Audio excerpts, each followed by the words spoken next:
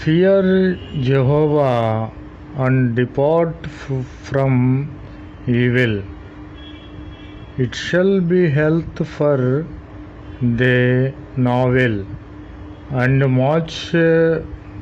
moisturizer for the bones. Amen. Praise the Lord.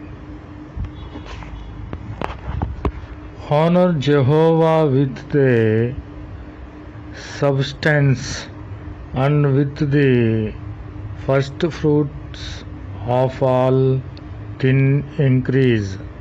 So shall the barn be fields with plenty, and the vats shall overflow with new wine. Amen.